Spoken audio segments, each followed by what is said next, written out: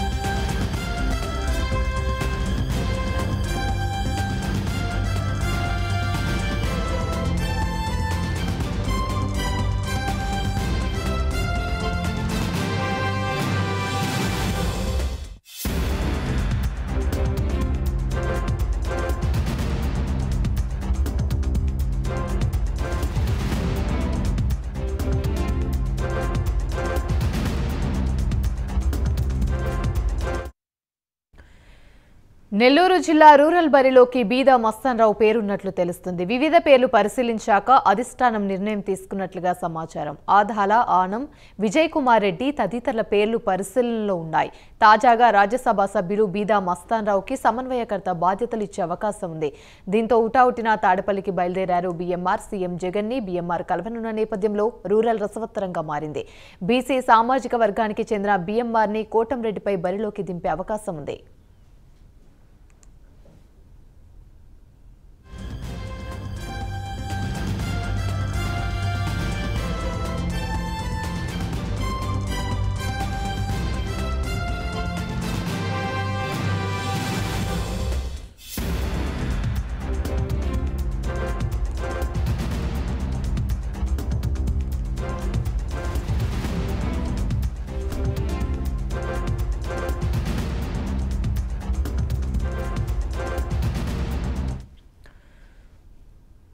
Right, ఇక ఇదే అంశానికి సంబంధించి మరిన్ని వివరాలు మా ప్రతినిధి నరేష్ లైవ్ లో అందిస్తారు.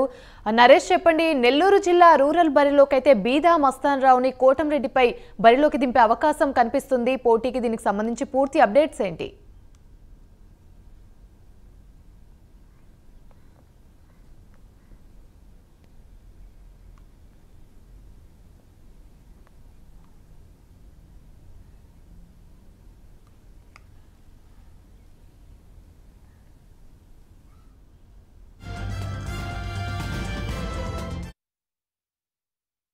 కొనసాగుతుందని చెప్పుకోవచ్చు. రాష్ట్రంలో ఎక్కడ లేని విధంగా నెల్లూరుకు సంబంధించినటువంటి జిల్లాలో ఉన్నటువంటి రాజకీయం రోజుకొక పరిణామం చోటు చేసుకోవడంతో ఒక్కసారిగా కూడా వైఎస్ఆర్సీపీ అధిష్టానానికి కూడా తలనొప్పిగా మారినటువంటి పరిస్థితి కనపడతా ఉంది. కోటంరెడ్డి శ్రీధర్ రెడ్డి ఫోన్ ట్యాపింగ్ వ్యవహారం బయట పెట్టినప్పటి నుంచి కూడా దాన్ని అధిష్టానం సీరియస్గా తీసుకుంది. ఇప్పటికే సీఎం జగన్ మోహన్ రెడ్డి ఈ యొక్క ఫోన్ ట్యాపింగ్ వ్యవహారాన్ని సీరియస్గా తీసుకొని దాని మీద కూడా ఇప్పటికే దర్యాప్తు కూడా చేస్తున్నటువంటి పరిస్థితి కనపడతా ఉంది. అయితే కోటంరెడ్డి శ్రీధర్ రెడ్డి బరిలో ఎవరినైతే ఇటు సమన్వయకర్త ఇన్ఛార్జ్ బాధ్యతలు ఇస్తారనేది ప్రస్తుతం ఒక హాట్ టాపిక్గా కొనసాగుతుందని చెప్పుకోవచ్చు. ప్రధానంగా వైఎస్ఆర్సీపీ అధిష్టానం ఇప్పటికే అనేక పేర్లు పరిశీలనలో తీసుకుంది. తొలితిగా ఏదైతే ఎంపీగా ఉన్నటువంటి ఆదాల ప్రభాకర్ రెడ్డి, అదేవిధంగా సీనియర్ నాయకుడిగా ఉన్నటువంటి తొలి నుంచి కూడా వైఎస్ఆర్సీపీ కనిపెట్టుకుని బీదా మస్తాన్ రావు పేరు ఖరారు చేస్తున్నట్టుగా తెలుస్తుంది. ఇప్పటికే ఉదయాన్నే ఆయన హుటాహుటిన అధిష్టానం నుంచి తాడేపల్లి నుంచి ఫోన్గా కూడా ఉదయం 7 గంటల ప్రాంతం నుంచి నెల్లూరు నుంచి బయలుదేరినటువంటి బీఎంఆర్ బీదా మస్తాన్ రావు ప్రస్తుతం తాడేపల్లిలో సీఎంని కలిశారు. ప్రస్తుతం మరో గంటలో కూడా ఇటు రూరల్ నియోజకవర్గానికి సంబంధించినటువంటి ఇన్ఛార్జ్ బాధ్యతలు, నెల్లూరు రూరల్ ఇన్ఛార్జ్ బాధ్యతలు రాజ్యసభ సభ్యులుగా ఉన్నటువంటి బీసీ సామాజిక వర్గానికి చెందినటువంటి బలమైన వ్యక్తి బీదా మస్తాన్ రావుకి వచ్చేటువంటి అవకాశం దాదాపు కనపడుతుంది. బీదా మస్తాన్ రావు గతంలో టీడీపీ నుంచి పోటీ చేశారు. 2 దశాబ్దాల కాలంగా కూడా టీడీపీలో ఉన్నటువంటి ఆయన ఇటీవల వైఎస్ఆర్సీపీ పార్టీలోకి చేరడం జరిగింది. అయితే ఇటీవల వైఎస్ఆర్సీపీ పార్టీలో చేరిన తర్వాత అధిష్టానం అతనికి రాజ్యసభ సభ్యులు ఇవ్వడం జరిగింది. ప్రస్తుతం రీజనల్ కోఆర్డినేటర్గా కూడా ఇటు బాపట్లకు సంబంధించినటువంటి ప్రాంతానికి ఆయన కొనసాగుతున్నారు. అయితే తాడేపల్లి నుంచి కూడా ఫోన్ రావడంతో ఒక్కసారిగా కూడా జిల్లా రాజకీయం ఒక్కసారిగా కూడా హీట్ ఎక్కిందని చెప్పుకోవచ్చు. నిన్నటి వరకు ఆదాల ప్రభాకర్ రెడ్డి, ఆనం విజయ్ కుమార్ రెడ్డి పేర్లు పరిశీలనలో ఉన్నాయి. రూరల్ ఎమ్మెల్యేకి సంబంధించినటువంటి కోటంరెడ్డి ట్యాపింగ్ వ్యవహారంపై ఆయన పార్టీ మారేటువంటి యోచనలో ఉండడంతో అధిష్టానం ఇప్పటికే అతను పక్కన పెట్టుగా తెలుస్తుంది. అయితే అతని ప్లేస్లో సరైనటువంటి ధీటైనటువంటి వ్యక్తి ఎవరైతే వస్తారా అనేది ఒక ప్రశ్నార్థకంగా ఉన్నటువంటి తరుణంలో వైఎస్ఆర్సీపీ అధిష్టానం ఈ మేరకు బీసీ సామాజిక వర్గానికి చెందినటువంటి బలమైన వేత్త ప్రస్తుత రాజ్యసభ సభ్యులైనటువంటి బీదా మస్తాన్ రావుని ఎన్నుకుంటున్నట్టుగా తెలుస్తుంది. ఎక్స్క్లూజివ్గా కూడా ఉదయం 7 గంటలుగా ఆయన బయలుదేరారు. తాడేపల్లిలో ప్రస్తుతం చర్చలు జరుపుతున్నారు. సజ్జల రామకృష్ణారెడ్డి, అదేవిధంగా ఇటు రీజనల్ కోఆర్డినేటర్గా ఉన్నటువంటి బాలినేని శ్రీనివాసులు రెడ్డి, సీఎం జగన్మోహన్ రెడ్డి అధ్యక్షతన కూడా ఆయన ఈరోజు సమావేశం ఏర్పరచుకున్నారు. మరికొన్ని గంటల్లోనే అయితే అఫీషియల్గా కూడా ఆయన పేరు ఖరారు చేసినట్టుగా తెలుస్తుంది.